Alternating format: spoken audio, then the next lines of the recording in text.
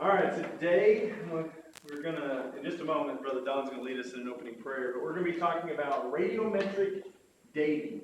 We'll be talking about, start today, probably have to finish this up on Sunday, but start talking about the metric by which we measure time throughout the eons. It is probably one of our greatest distances of measurement when it comes to measuring time. Radiometric dating is the way we do it. It is a ultra precise, and it is a quite accurate form of measurement. But there are some things about it that we need to understand as well. So I look forward to trying to get into that with you. We're going to begin. I'll ask Jonathan if he'll read our opening scripture reading for us. Genesis chapter 2, verse 7. Then the Lord God formed man of dust from the ground and breathed into his nostrils the breath of life, and man became a living being. Genesis chapter 2, verse 7, reminding us of our origins, reminding us where we come from the dust of the ground. All right. Brother Don, will you lead us in an opening prayer? Our holy, most righteous God and Father in heaven, we're thankful to you that you've given us this opportunity to be able to study more of your word, to understand more of your will for us. We thank you for the beautiful weather. We thank you for the rain. How that you know all the things that we need physically. Bless us so. We pray you be with Kyle as he leads us in the discussion on evolution. Help us to understand better how that we might be able to talk to people who are lost and do not understand your truth. I pray that you would help us to be receptive and to gain the most from it. Pray that you would continue to be with us. Bless us. Rest of the will in Jesus' name. Amen. So, as I've said several times through the course of this class, the evolutionists, the people who will hold evolution as the only source of plausible explanation for our being here, for how we all came to be on this third rock from the sun, will utilize many tools to try and persuade us to believe like them, and one of which is to attack or to make arguments, logical fallacies that are attempting to make you feel as if you are ignorant if you don't hold their point of view. And what I hope to do throughout the course of this study is to not fight fire with fire, and to never appear as if I am trying to belittle someone who doesn't believe as I believe. In the last class, I made some claims such as, if you believing in the irreducible or in reducible complexity was just ludicrous. That really wasn't the sort of language I should have used. And so I want to make sure going forward, I don't try to just use the same tactics that people in the world will take. We are not people from the world. We believe that God created the heavens and the earth, but even greater than that, we believe that His Son died for us. And that shapes the way that we talk, and it shapes the way that we think. I want to make sure that grows out of this study as well. But I also hope to do my best to accurately describe the opposing view. I'm not intending to create a straw man argument where we just kind of set this up and say, look how foolish this belief is, and we kick it over and then feel like we won a great victory. And so as we go through the remainder of the class, I hope to do my very best to describe exactly what these beliefs are. We're looking at, we call them doctrines, we call them dogmas.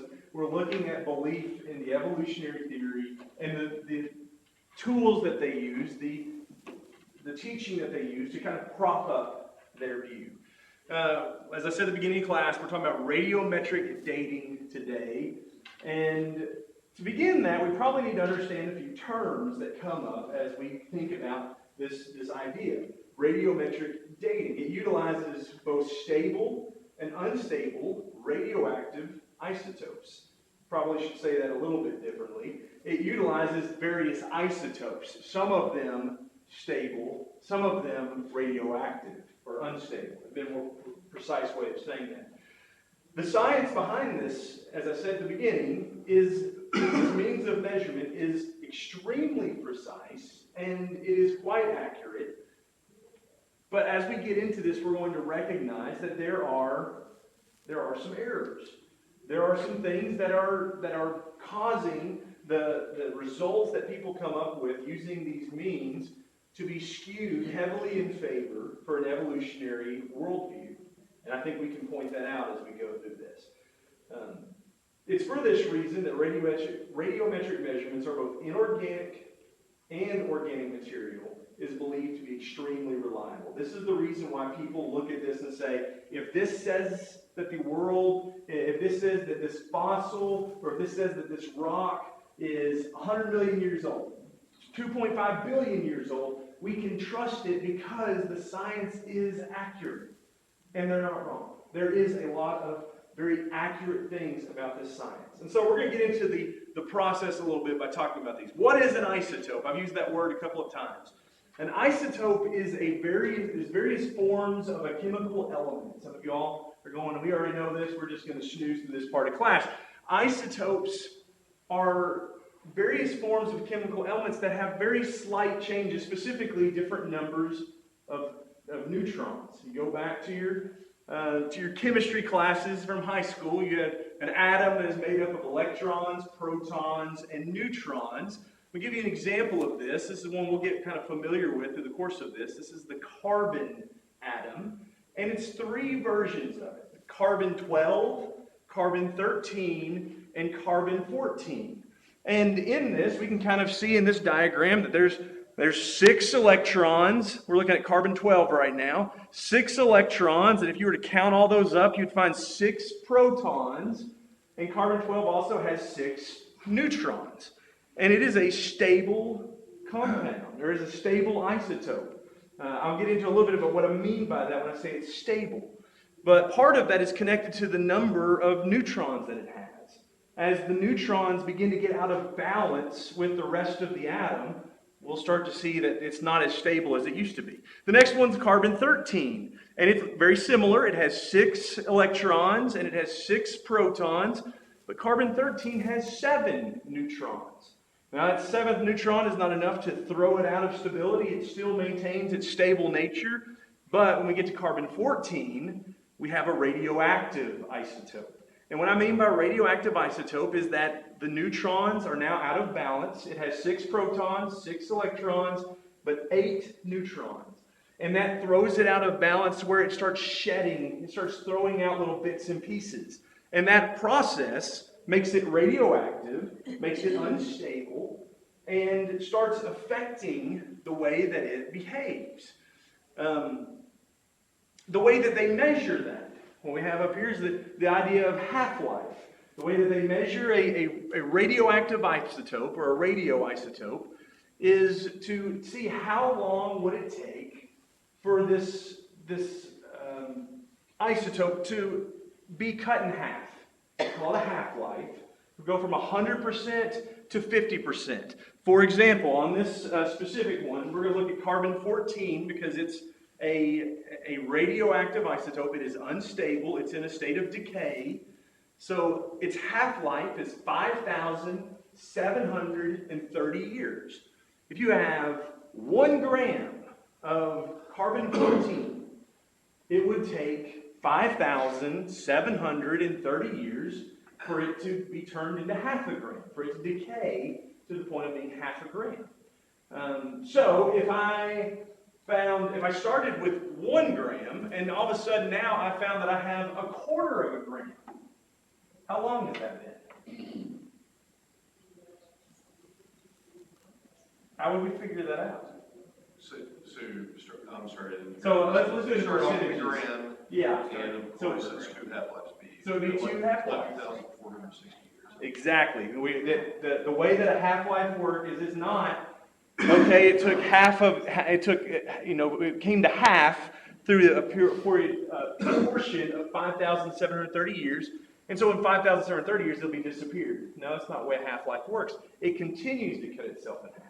So if you start out with 100%, and then you got to 50%, and then you got to 25%, and then you get to 12.5%, and then you get to 6.25%, and we keep on down from there. I'm going to really show my inability to do math. But as we keep going, we keep cutting those in half. Every one is a measurement of 5,730 years.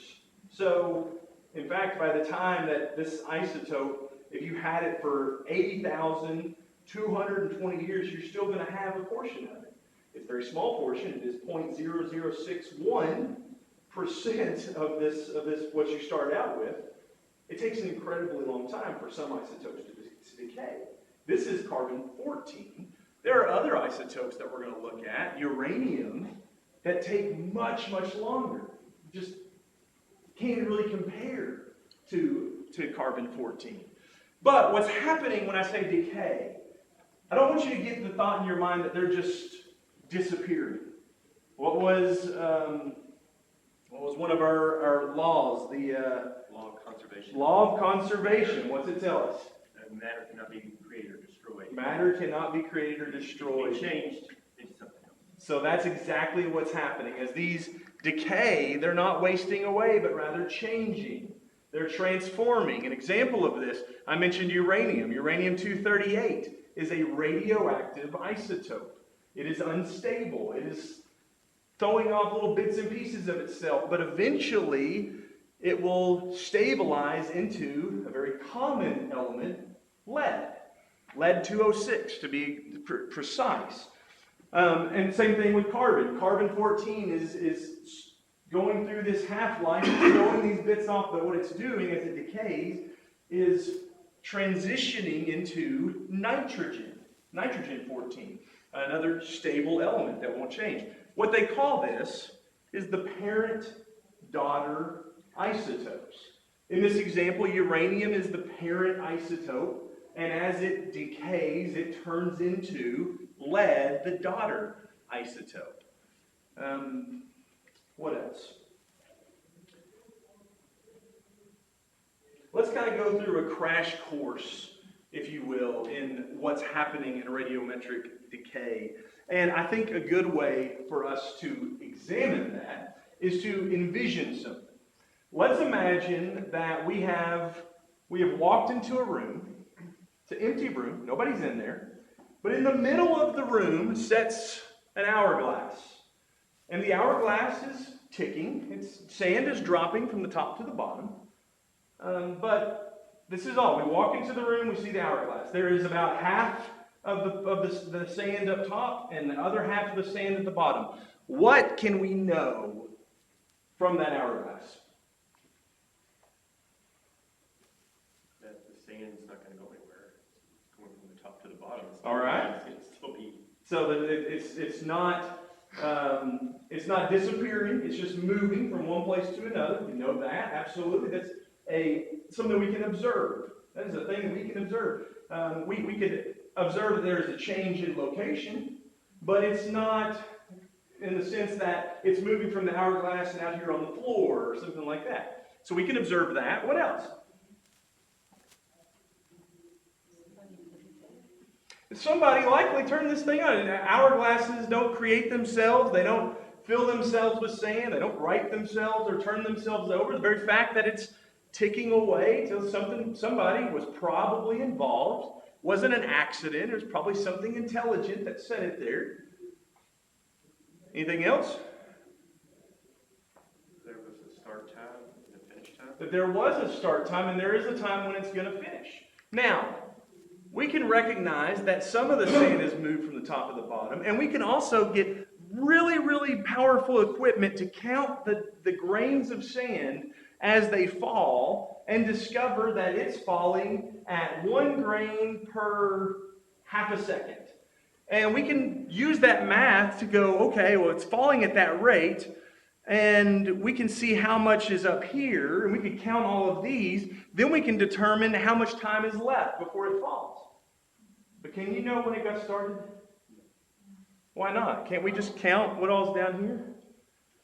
Can we just count all the sand that's down here? If we know the rate that it falls and we count the sand that's down here, we can say, okay, if this is falling at 1 grain per half a second and there's 100 grains down here and 100 grains up there, that means it's been falling for 50 seconds. And so we've got 50 more seconds before we're done. But how do we know How do we know that it started full? How do we know that it didn't get started and then somebody laid it down for a little bit and then they started it up again? How do we know how long that has been running? How do we know if more sand has been added? How do we know if more sand hasn't been added? If I utilize this to sell my boys, I've got a hourglass like this one, and I know personally, I know that it runs for 30 minutes. And so I tell them, you have 30 minutes of video game time, and I set it over. But mine, unlike this one, doesn't have a top and bottom. Can I come in there and go, oh, it looks like there's still some sand left. You guys can keep on playing and trust that my boys haven't just got a handful of sand and every now and then putting it in it and topping it off and say, Dad, we've been playing for an hour. We fooled you. No, for this to be reliable, it has to be closed. It has to be a closed system. If there's something that can be added into it, then I can't trust it as a viable means of measuring time anymore. So there's some things that we can know from that. From this example, I hope that we'll see a little bit about what's happening when we use isotopes to do radiometric dating. You find a piece of a rock. You discover a rock, and you want to know, how old is this rock? When was it formed? Maybe it's a rock that was formed, maybe we find it out in Hawaii. And we recognize this is a rock that was formed in a volcanic eruption. And so I want to know, when did that happen? When did the volcano erupt and the lava come down and then it cooled and formed this rock? When did that happen? And so we're going to use something like, I've got U-238 and PB-206. That's our abbreviations for uranium and lead. We're going to use that to try to determine this. And so we pick the rock up and we go to a laboratory and we have it tested. And they say, well, it has got 0.5 grams of uranium-238 and 0.5 grams of lead-206. They're exactly half. And we know that uranium-238 is turning into lead as it decays. And so we go, well, all that lead came from the uranium-238. There's our parent, using our hourglass over here. There's our parent isotope, uranium, and half of it is up at the top, and then the other half has already transitioned into our daughter isotope, PB lead-206. We look at all that and we say, okay, well, what's the half-life of uranium? How long does it take for it to go from 50%, or from 100% to 50%? Because that's what we have left. We have 50%. Well, we looked the half-life up and we found, well, the half-life for uranium-238 is 4.5 billion years. So that rock was formed in a volcanic eruption 4.5 billion years ago, and thus we know the Earth has to be at least 4.5 billion years because we have the science to prove it, and we have this formula that proves it, and it is very precise, and it is exact. But something has happened to get there. Something that we kind of mentioned already with our view of the hourglass. And that is, several assumptions have been made to come to this point. Can you think of some of the assumptions that we might have came up with to get to this point with a 4.5 billion year age of this rock? Here? Just assume that all the lead in the rock came from decay, and that may not be the case. Very, very good one. That all lead is produced from radiometric decay. In fact, this is a huge assumption of the evolutionists' worldview, that things like lead and other stable isotopes that are created through decay only can be formed through radiometric decay.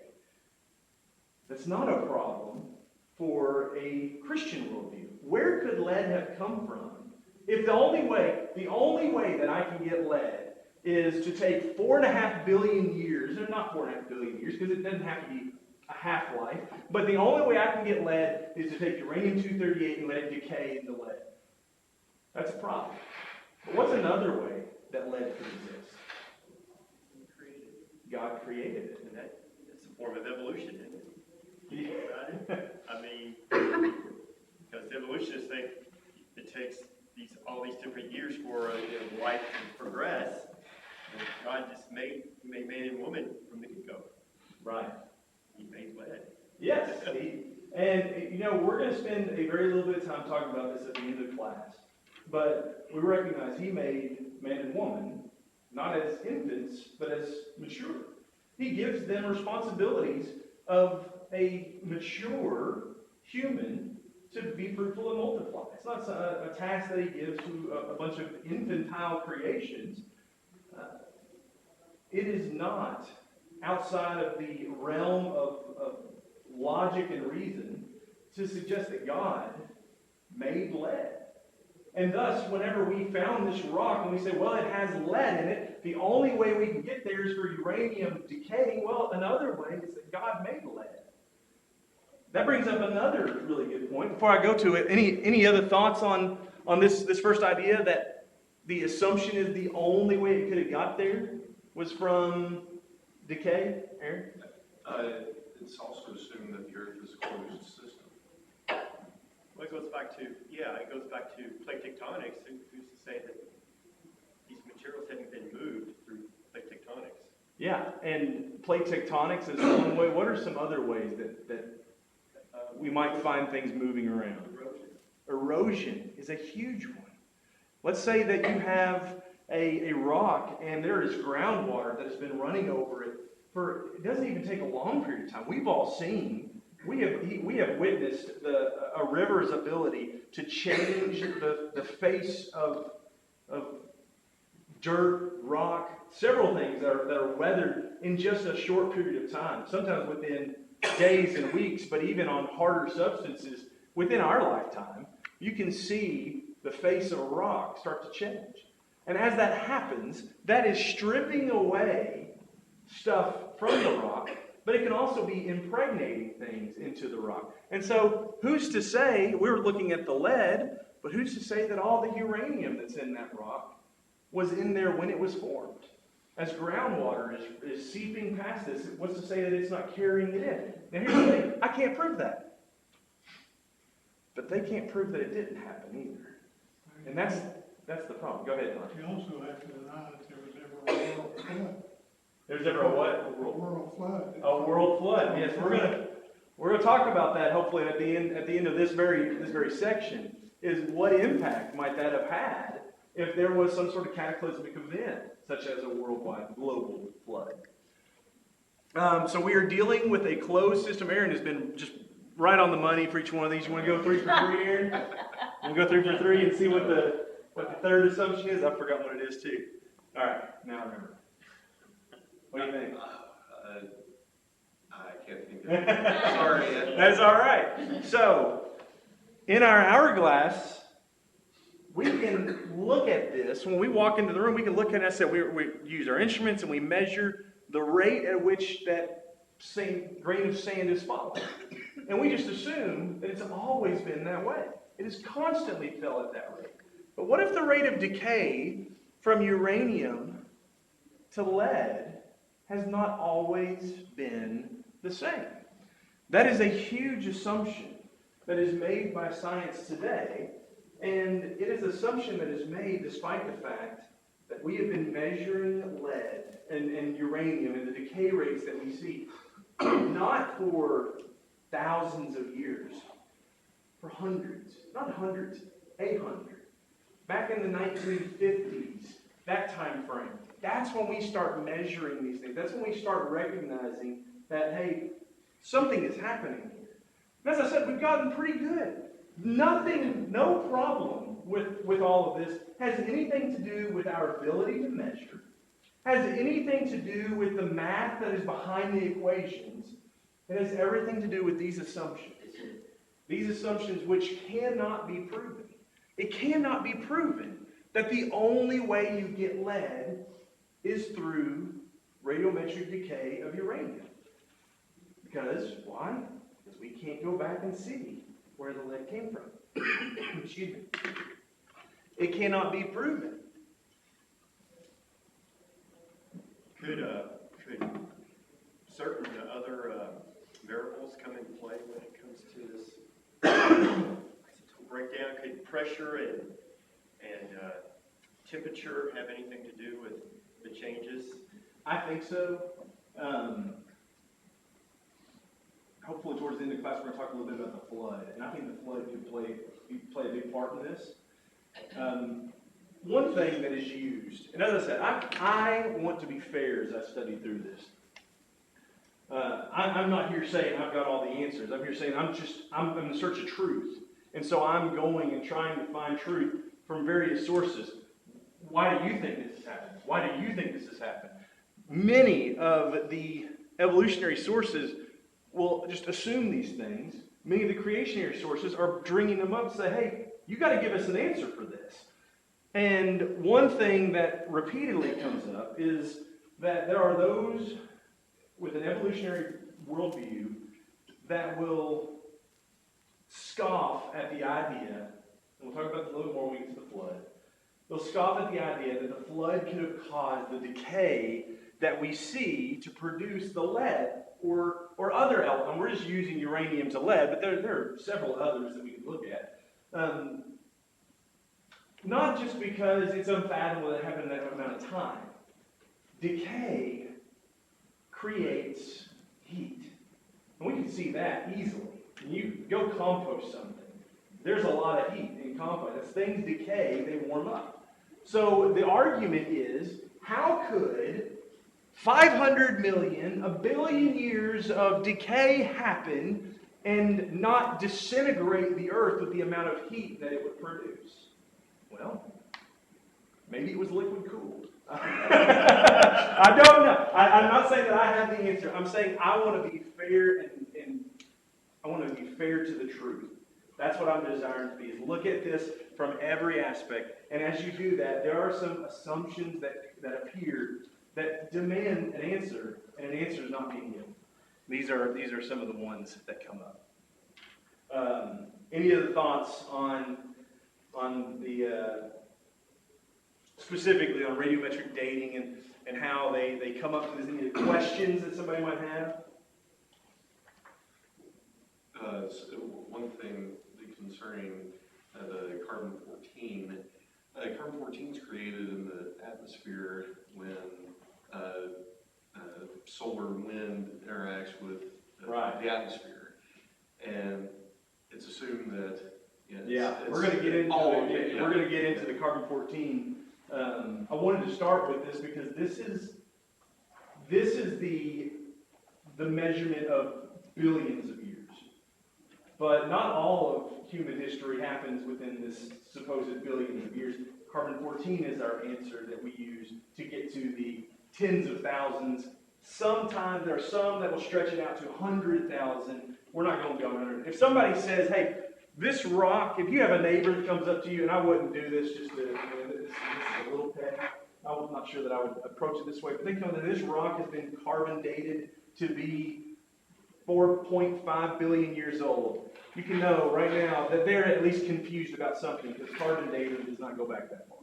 Carbon dating is only acceptable within a range of around 30 to maybe 60,000 years. Outside of that, you have to use things like uranium-238, because the half-life is so much bigger on uranium-238. That's why we shift to that. And anytime you bring up what Aaron was just getting ready to talk about, and we'll get to probably on Sunday, maybe we'll start on it today. When you get to looking at some fallacies of carbon dating, just not that carbon dating doesn't work, just like this, it does work quite well, but some assumptions that have to be used to get to those extremely long dates, people will start to bring up, well, that's not the way that we measure the Earth being 4.5 billion years old anyway. You just know carbon dating. We use uranium-238. Yes, you do. But uranium-238 also utilizes faulty assumptions to get to these dates, which go against the Word of God and its proclamation that the Earth is much, much younger than what that is suggesting. So we'll get into some of those. I want to deal a little bit with this last one before we move on. Radioactive decay rate is constant. There was a very specific group. It's called the rate group. And rate stands for radioisotope and the age of the Earth. Let me make sure I'm saying that right.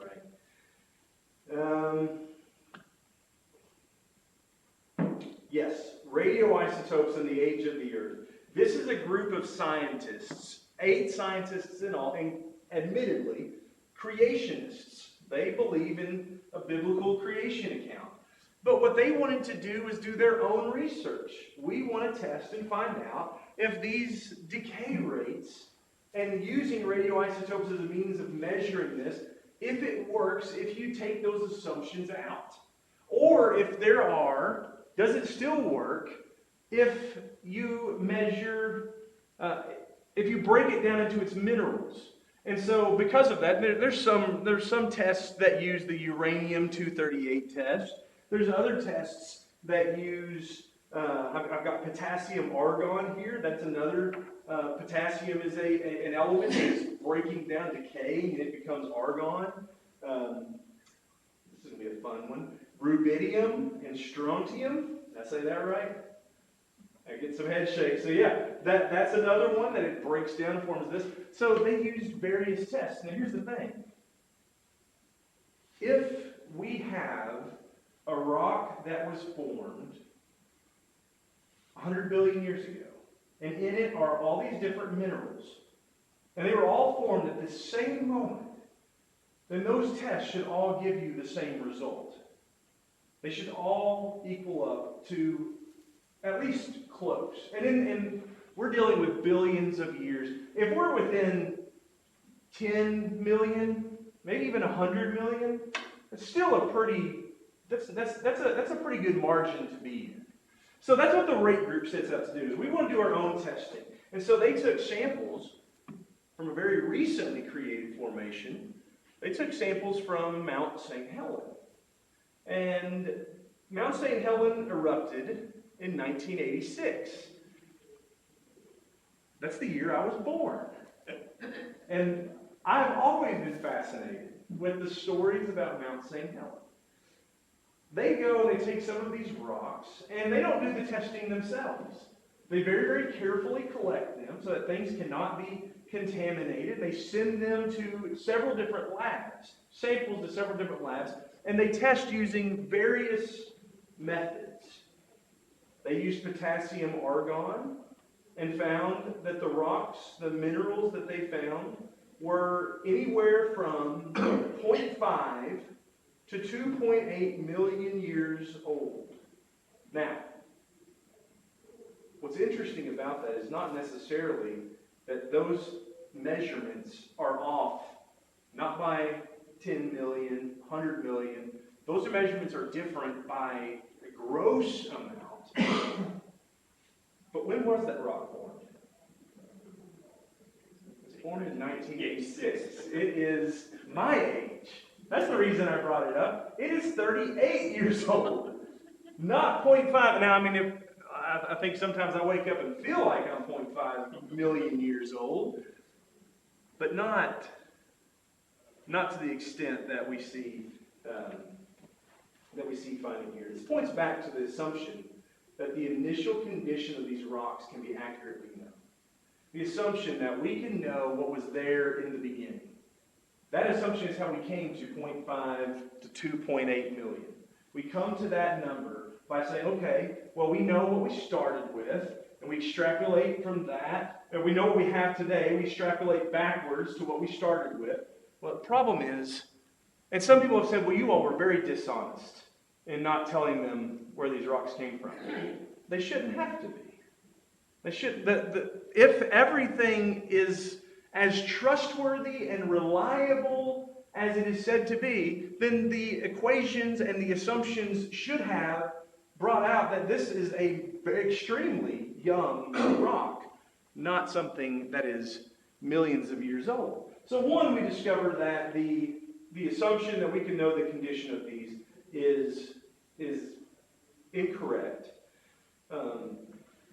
What these labs failed to recognize was the amount of argon, specifically, which was present at the creation of this rock, and because of that, they miscalculated its age.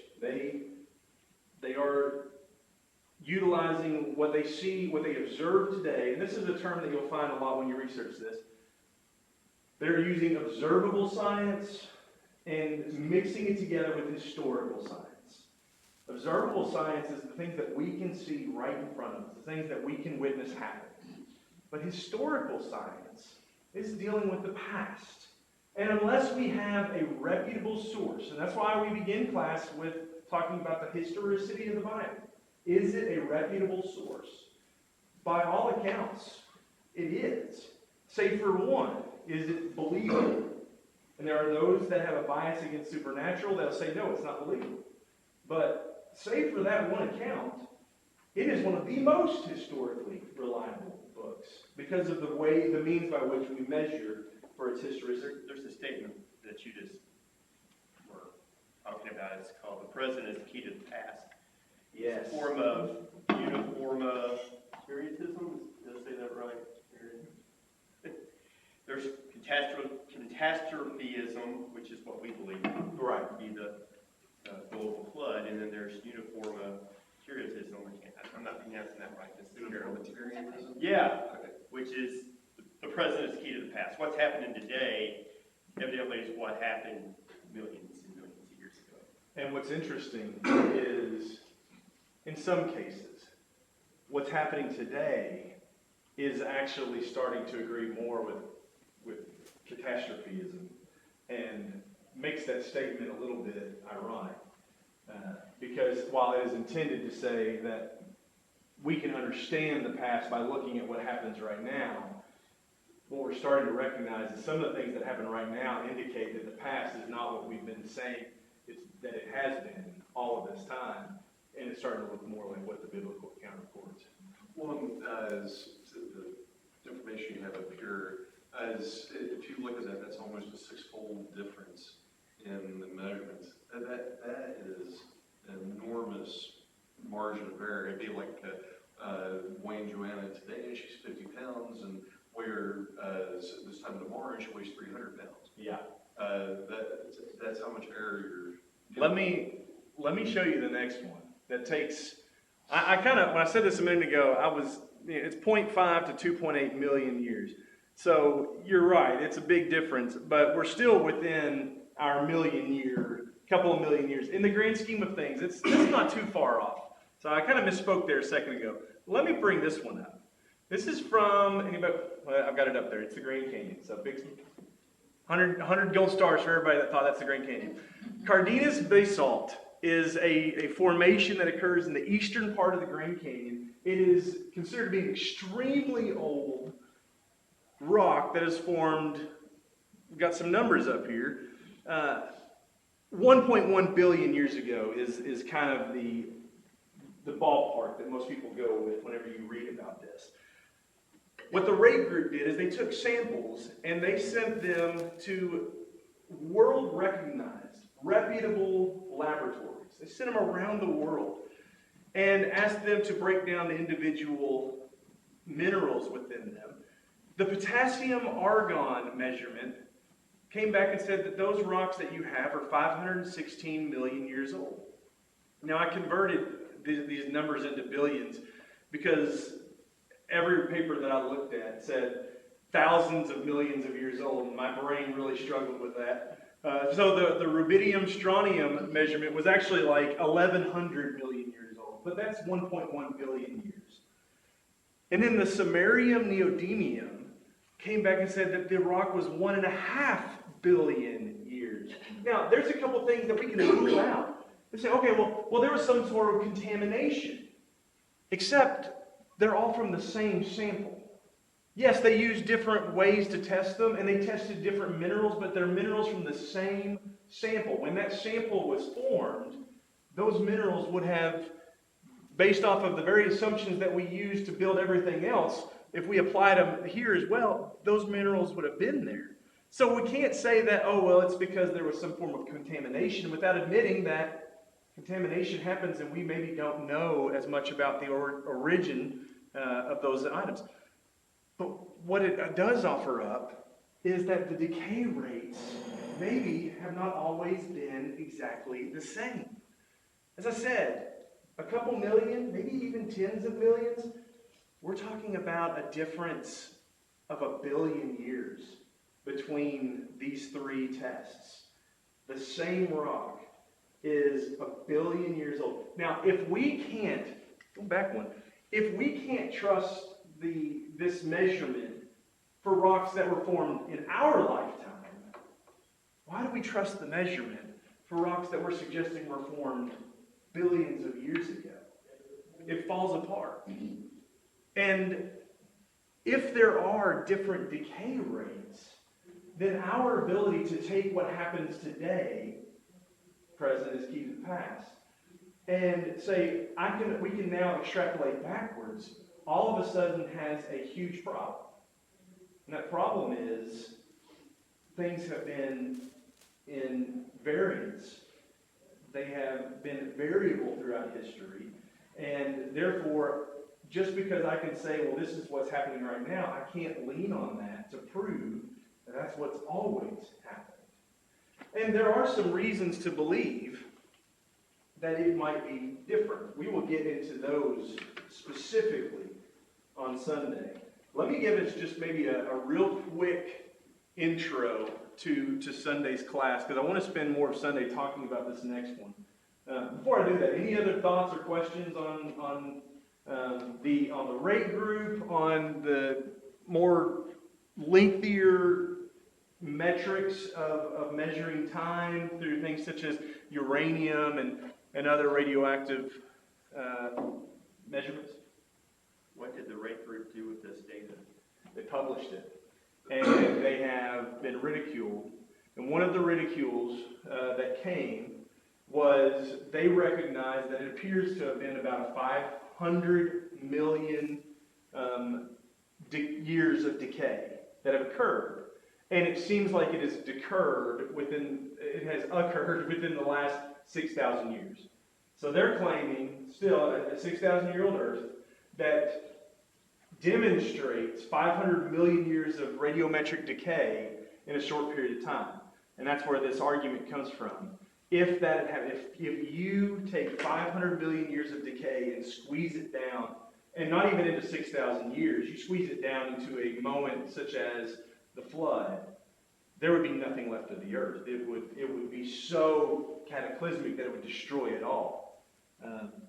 And I was a little facetious and joking when I said maybe it was liquid cooled. But as we read the biblical account, and as we get into that later in the class in cataclysm and the idea of a global flood, it was a very serious situation that was happening. It's not just that it rained and water covered the earth. Definitely, the scripture doesn't seem to indicate that it was just rain and water covered Mesopotamia. But even though the water covered the earth, when we look into that, what we're going to discover is some pretty powerful things happen. Even in just the language, the opening forth of the deeps, and what is that referring to? So, yeah, they published this. You can go and find. I would encourage research the rate group. They've got some really interesting things. And one of their guys, now I'll get to you, Aaron. One of their guys is named Andrew Snelling, and he has got some amazing videos. He's Australian. He's fun to listen to. But he's got some amazing videos on this particular stuff that was really helpful for me. To me, just showing the inaccuracy of these measurements is enough to suggest that this is not a good technique to age anything. Whether compress time down to the 6 to 8,000 years, whatever it might be, so just to show that these techniques are wrong, that right there is enough to discredit a lot of the science that we used to claim incredibly older. Yeah, and the thing that, to be very clear when we have these conversations with others, the equipment is amazing. The ability, there's equipment that can break down these atoms and can literally count the neutrons, even as they're cast off. It is incredibly amazing equipment. that works exactly as it should. And the math works. Math just works. But it's the assumption that they added, that they have to use to make the math work, to make it fit into this grand scale that they're wanting.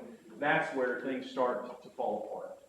That's where things begin. And truth be told, if you take these without these assumptions and you try to utilize all of this, you still run into some problems just trying to go, well, I'm going to prove that it's 6,000 years old, because it's not being constant.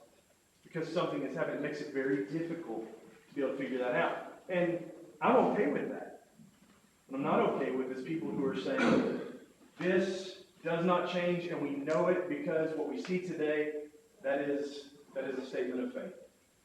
If that is a statement of faith that must be accepted by all, then by just means of equality, my statement of faith that God created it in the beginning should also be accepted by all. Thank you guys for your comments. We will jump into some carbon 14 on Sunday. Carbon 14.